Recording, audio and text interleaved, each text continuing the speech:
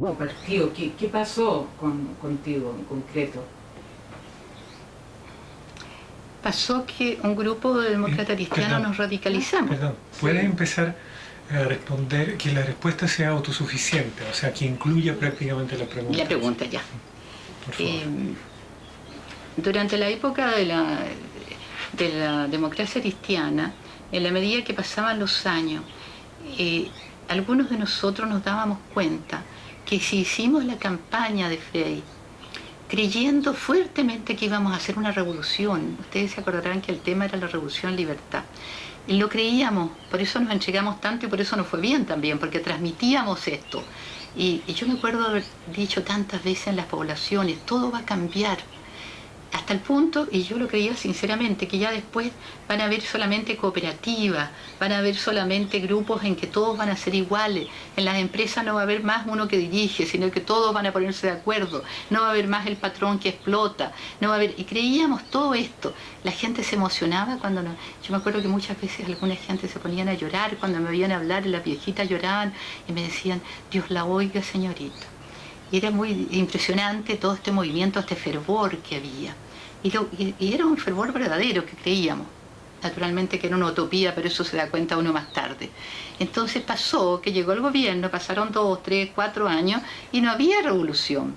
Habían cambios, que después se pueden reconocer si uno los analiza fríamente. Pero nosotros estábamos lanzados en querer mucho más.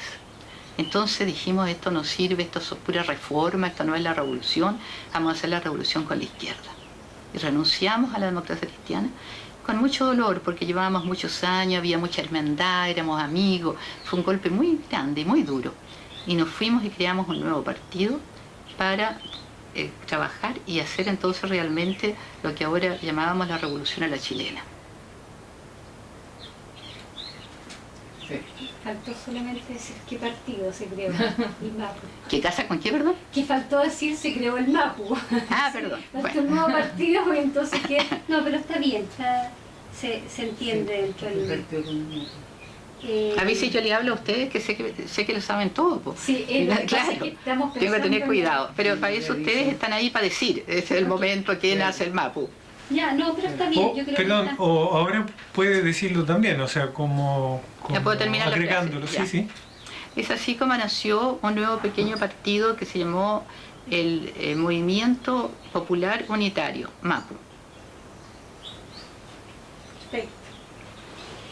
Ya, vamos. Hablamos de unión de mujeres. A ver, hay una cosa también que nosotros no la tenemos clara. A ver si tú nos puedes ayudar en esto. Dice, el gobierno de Eduardo Frei impulsa los centros madres, conocidos como los SEMA.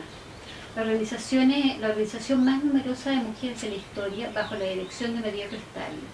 El objetivo de los 9.000 centros es capacitar a la mujer para incrementar los ingresos familiares, pero junto con la capacitación, la mujer encuentra un espacio para discutir sus problemas familiares y económicos.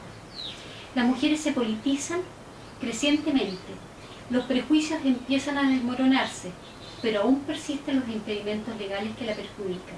Se crea la oficina de la mujer, con el fin de aumentar la participación social. ¿Cuáles son los impedimentos legales que perjudican?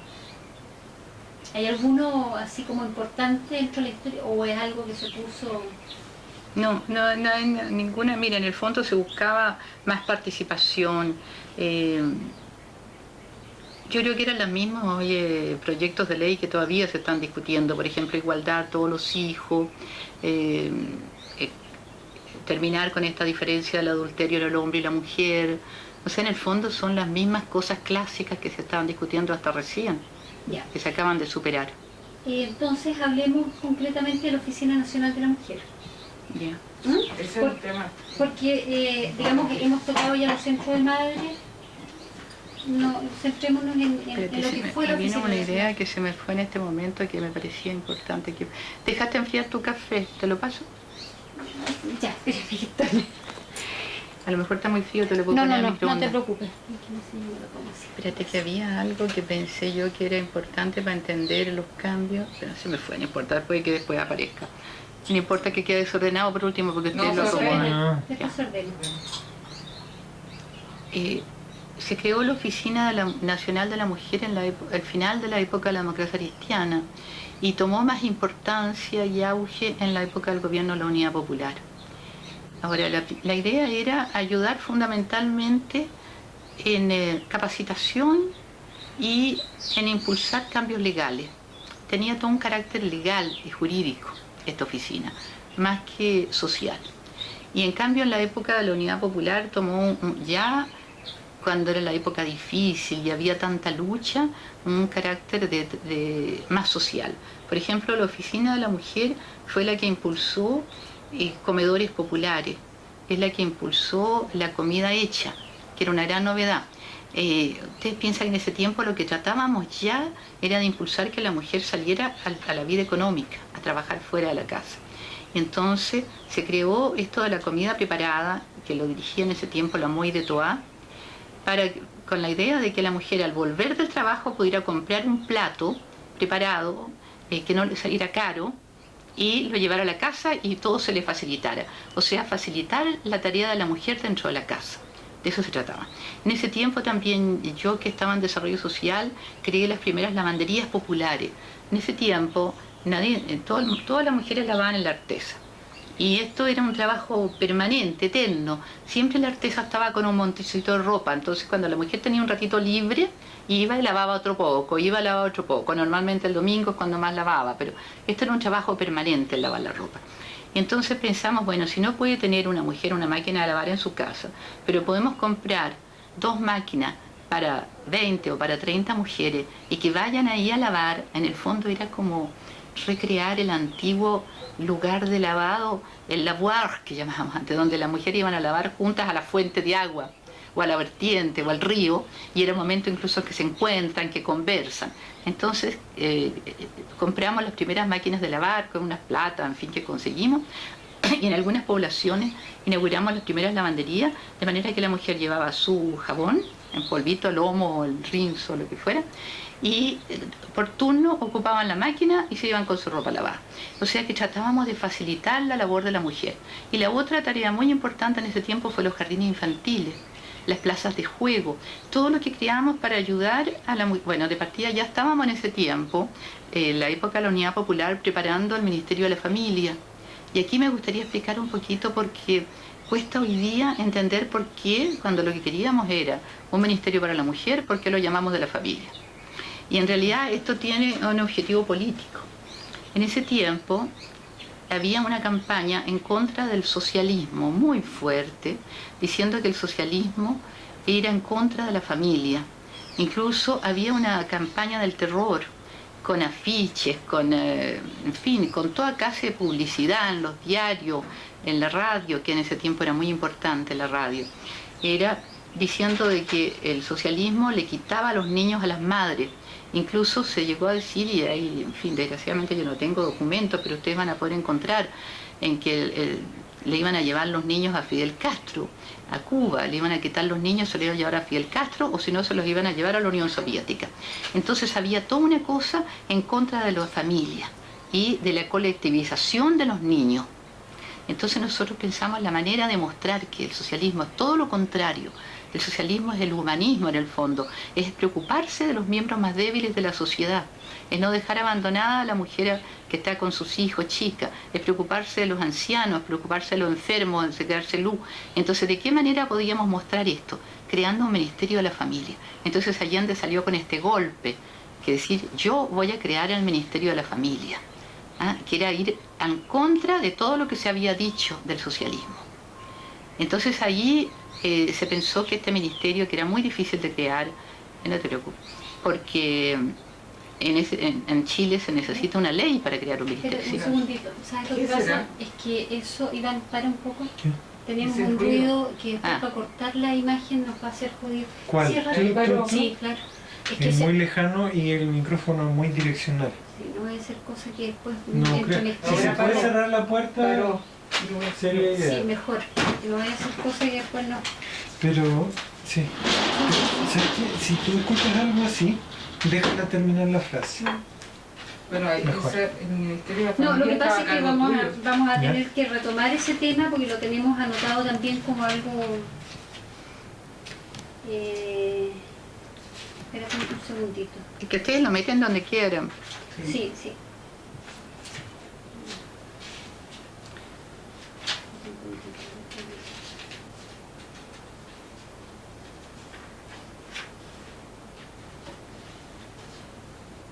Ya.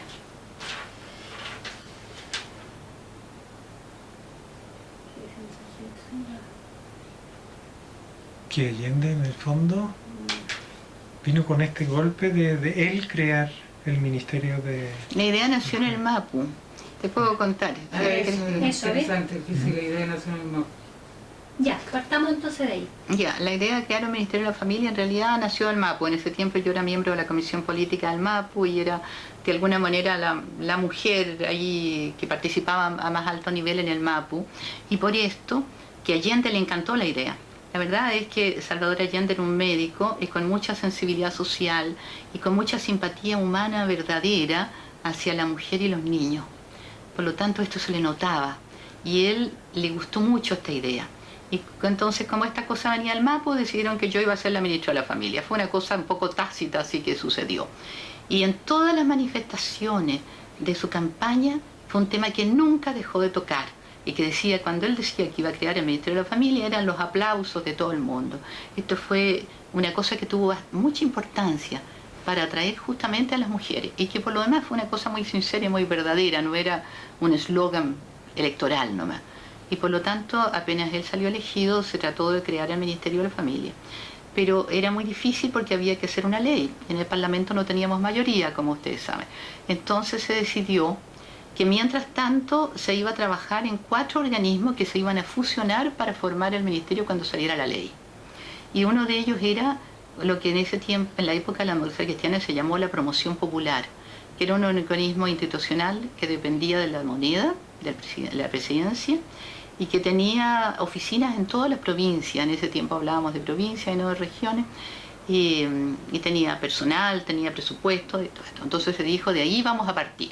Entonces yo tomé la dirección de este organismo, pero para mostrar la diferencia, en lugar de llamarlo promoción popular, lo llamamos desarrollo social, que iba a ser la base del Ministerio de la Familia y que en el fondo funcionó casi como el Ministerio de la Familia durante ese tiempo.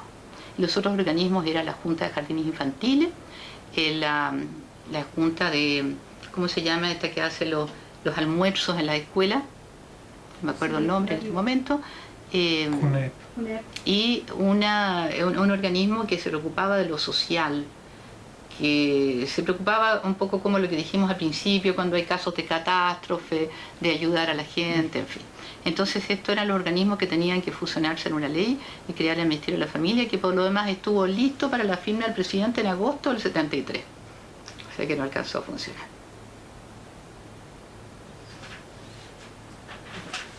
Exactamente así lo teníamos. Y no se logró.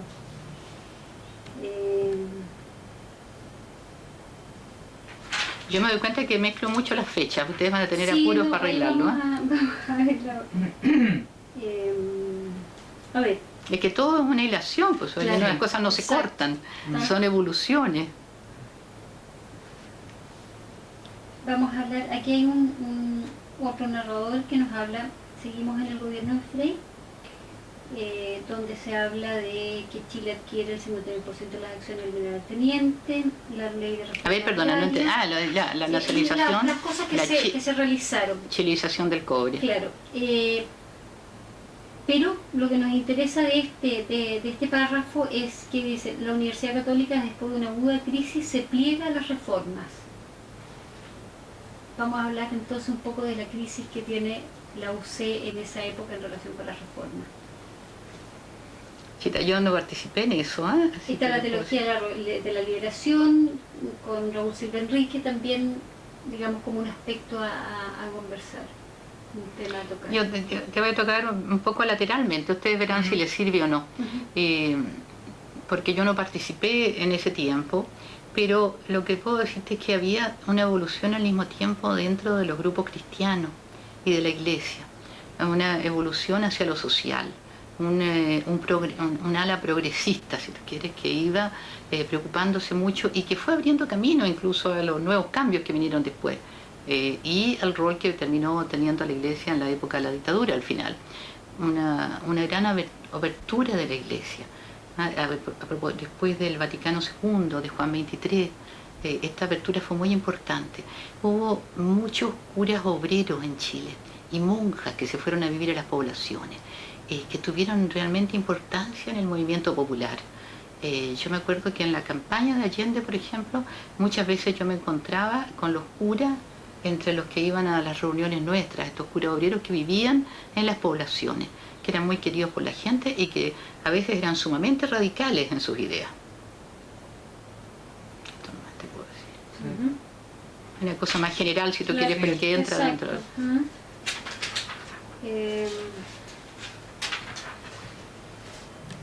Vamos a pasar a los años 70 ahora. Está el... Ya hemos hablado harto de los años 70, pero entre medio. Entre medio, pero para puntualizar... ¿Qué punto digamos, quieres? Ya, algunos dime tú los aspectos. puntos que Por ejemplo, está el asesinato del general Schneider. ¿Qué pasa en esos momentos? O sea, en ese clima político que existía, un poco cómo era la situación. Bueno, en ese momento vivimos momentos de gran tensión. Conversanos de qué momento estamos hablando. Estamos hablando inmediatamente después de la elección de Allende. El triunfo de Allende fue una gran sorpresa, incluso para nosotros. Recuerdo el día que estábamos esperando el resultado de los escrutinios, qué miedo teníamos. Ustedes saben que ganó por muy poco, entonces había esta lucha entre la derecha y Allende, era su tercera campaña, había tanta esperanza, entonces era una cosa muy fuerte. Y cuando ganamos fue una verdadera explosión. La noche esa fue pero lindísima en la Alameda, una multitud inmensa de gente muy pobre que habían venido a los barrios y la gente bailaba en las calles, hacíamos rondas, yo me acuerdo, tomados de la mano, era la alegría más grande, era como que triunfó el pueblo, iba a cambiar todo, iba a haber justicia, iba a haber bienestar para todo el mundo, era realmente el triunfo de la utopía total en que creíamos. Bueno, la gran dificultad era si íbamos a poder llegar realmente a asumir el poder. Y entonces vino este golpe tan grande del general Schneider, que era un verdadero apoyo democrático y era una seguridad de que el ejército iba a aceptar el triunfo electoral de Salvador Allende. Lo asesinan. Entonces pasamos momentos de gran tensión y de mucha dificultad que solo se arreglaron cuando Radomiro Tomic tuvo el gesto de reconocer a Salvador Allende como el presidente. Y gracias a él, en realidad, aquí hay una cosa, pero en fin, que no tiene que ver con la mujer, que desde la digo a la pasar, que me parece a mí interesante mirándola después con perspectiva. Radomiro Tomic quiso crear la unión con la izquierda, ya en la época del final de Frei, y la buscó mucho. Y fue la izquierda, en buena parte fuimos nosotros, los antiguos demócratas cristianos, que no quisimos.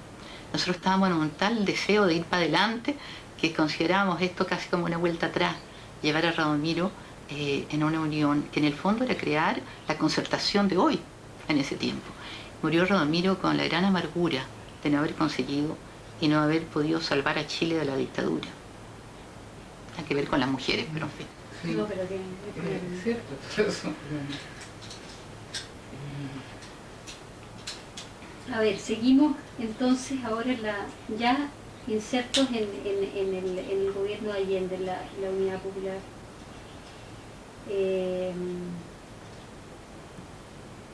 Dice, amplios sectores populares apoyan la Unidad Popular. Los sectores medios están divididos. Los sectores altos manifiestan su repudio al gobierno. Muy pronto los partidos de oposición se unen dejando a la Unidad Popular en minoría ante las cámaras.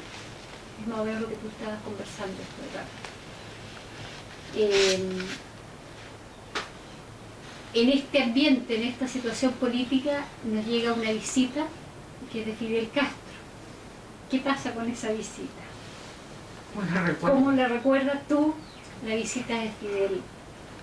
Yo había ido antes a Cuba, invitada, porque habían invitado a una mujer de cada partido, así que ya lo había conocido en Cuba, ya había conocido todo lo que hacía la Asociación de Mujeres Cubanas, en fin. Ahora, cuando vino Fidel, lo que hizo fue empujarnos y decirnos, porque ya estaba ya en ese tiempo muy activa la derecha y utilizando mucho a las mujeres para alegar contra el desabastecimiento. Entonces Fidel Castro nos decía, ¿y ustedes qué están haciendo aquí? Me acuerdo que hubo una recepción en la Embajada de Cuba. Fuimos todas las mujeres de izquierda, lo más arregladitas, a la embajada, y él en vez de saludarnos contentos, nos retó. ¿Por qué están aquí? ¿Por qué no están en la calle? ¿Por qué no están peleando con las mujeres de la derecha? O sea que lo que hacía era como incitarnos a que fuéramos más todavía a la pelea. Y lo que sucedió en el ambiente general, acabas de leer tú de que hubo una organización popular y una adhesión popular muy grande, es que de alguna manera nosotros incluso nos vimos desbordados. Una vez que tú organizas el pueblo y le das el poder, él lo sigue tomando. Y entonces hubo muchas cosas en que nosotros fuimos desbordados por las mismas organizaciones populares. Te puedo contar algunas cosas, por ejemplo, que viví yo misma a cargo de desarrollo social. Teníamos un programa, un poco les dije delante que iba un grupo de jóvenes a la población y se instalaba a vivir durante 21 días con los pobladores. Y ahí hacían un teatro popular, un diario, a mimeógrafos que se entregaban, actividades de todo tipo. Y sobre todo nos interesaba mucho que participara la mujer, entonces se llevaba parvularias que cuidaban a los niños para que la mujer pudiera participar en todas las actividades. Entonces, ellos por supuesto al principio estaban reticentes, callados y terminaban hablando y totalmente despiertos, comprendiendo la injusticia de la situación que vivían y empezaban a pedir. Entonces, por ejemplo, les cuento un solo ejemplo para que ustedes se ubiquen. En Chiloé, uno de estos programas alegaba contra el precio de la carne, que los carniceros abusaban y que la carne era demasiado cara, que ellos no podían comprar carne. Entonces, bueno, se va a este grupo de desarrollo social y los pobladores organizados hacen una manifestación por las calles con, en fin, todas marchas contra los carniceros. Y a mí me llega un llamado urgentísimo al Ministerio del Interior, que cómo es esto, que qué está pasando allá, porque resulta de que el carnicero mayor era el marido de la intendenta, nombrada por el gobierno. O sea que había, te cuento una anécdota para mostrar cómo ellos nos sobrepasaban. Exigían en otra parte el alumbrado eléctrico cuando realmente el gobierno todavía no lo podía poner, te fijas, y ellos apuraban y empujaban. O sea, todo el tiempo estaban pidiendo cada vez más cosas y es el ambiente que se creó. Y después empezaron las tomas de la fábrica y las tomas de los fundos y realmente el gobierno estaba sobrepasado. Habíamos despertado la conciencia de la gente y ya nadie la podía parar. Eso se ve muy claro en la batalla de Chile de Patricio Guzmán. La película, ¿se la viste? Ah, no. Esa Sí, que hizo los exacto. últimos 1000 días o su cuantito. No, a mí me pasaron no sé cuántas. Como yo trabajaba directamente con los pobladores y me pasaron no sé cuántas cosas, oye. Una vez me tuvo que llamar Allende La Moneda para pararme, porque yo le creaba toda clase de problemas. En realidad no se los creaba yo, se los creaba el dinamismo de lo que estaba sucediendo. Las ollas vacías. Ahora vamos. Ahora seguimos nuestra ruta.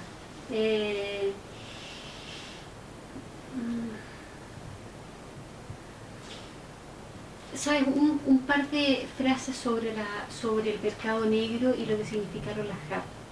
Dos frasecitas que no completaron. Bueno, eso fue sumamente importante y todas las personas que no son tan Integra jóvenes un y poco que... la idea de Ya, la pregunta. digamos, el problema del desabastecimiento fue un problema que todos los que vivíamos en Chile en ese tiempo, que no eran demasiado jóvenes, que no lo conocieron, lo vivieron, porque nos afectó a todos. Y era un problema sumamente difícil de solucionar.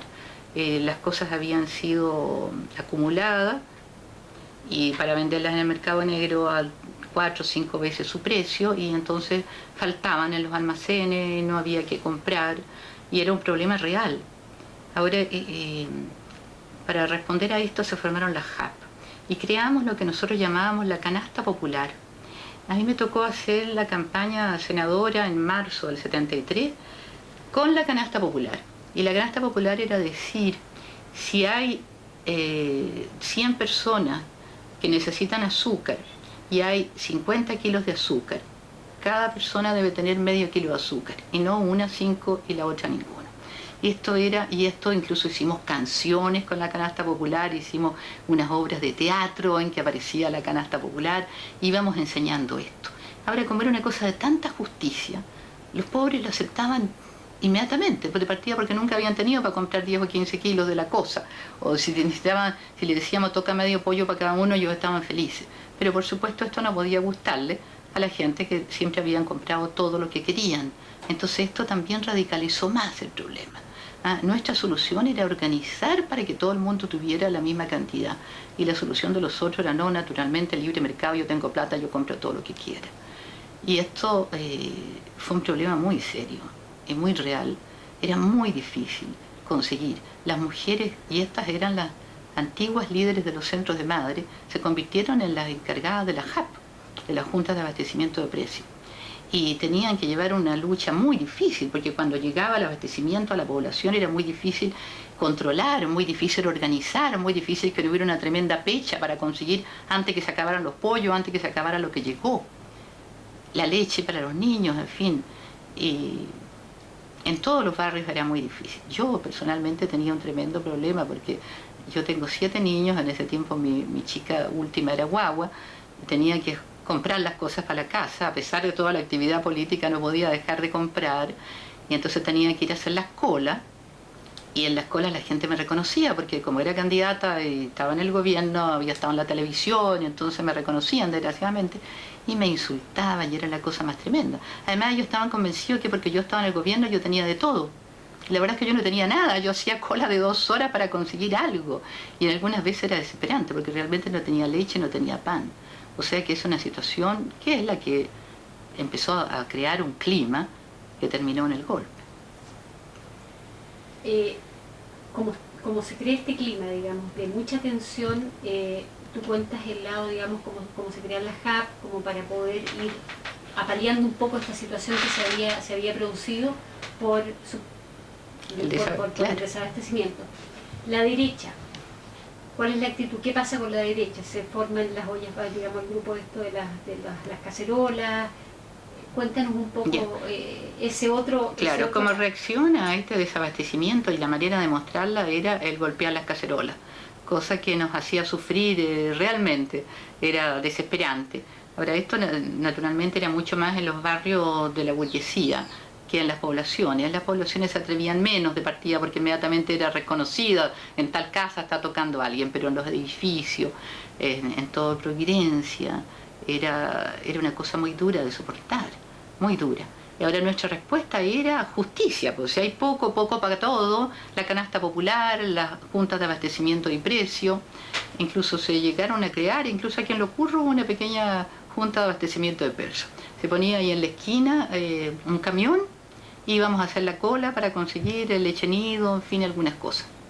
¿Tú recuerdas la marcha de las ollas vacías? Claro. ¿Qué pasó en esa? ¿Cómo fue esa marcha? Fue muy grande, pues, porque ellos movilizaron realmente a las mujeres. Empieza con la marcha. Siempre me olvido. Voy en la conversación, ¿no? Sí.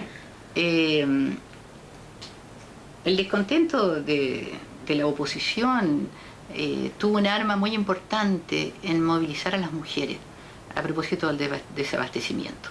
Y entonces golpeando ollas vacías. Cosa que a nosotros nos indignaba, porque nosotros sabíamos que en el fondo ellas podían comprar incluso en el mercado negro y que no les estaba realmente faltando las cosas.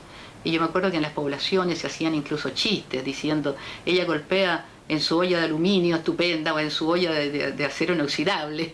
Y entonces había un canto que decía la olla, ya no me acuerdo bien, pero que era la olla del burgués que es grande y la olla chiquitita del pueblo, y la olla grande que está llena, la olla chiquita que está vacía, en fin, era todo un movimiento que había alrededor de las ollas y la indignación de la gente de izquierda y la gente que apoyaba el gobierno, que no era tan poca. Esta cosa es importante decirla, la decíamos al principio conversando.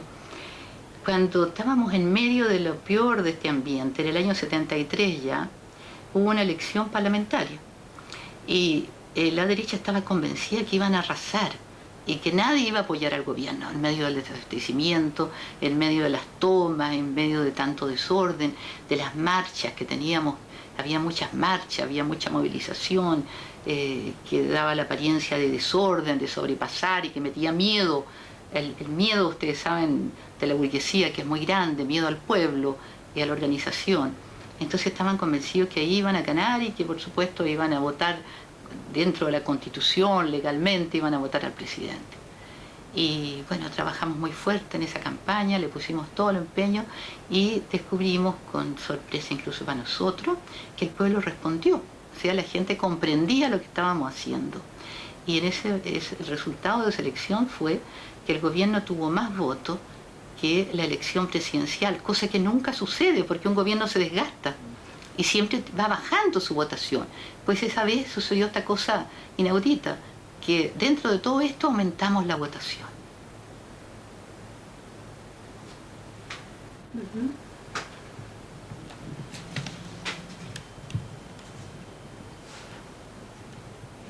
¿Hablamos de la Secretaría Nacional de la Mujer?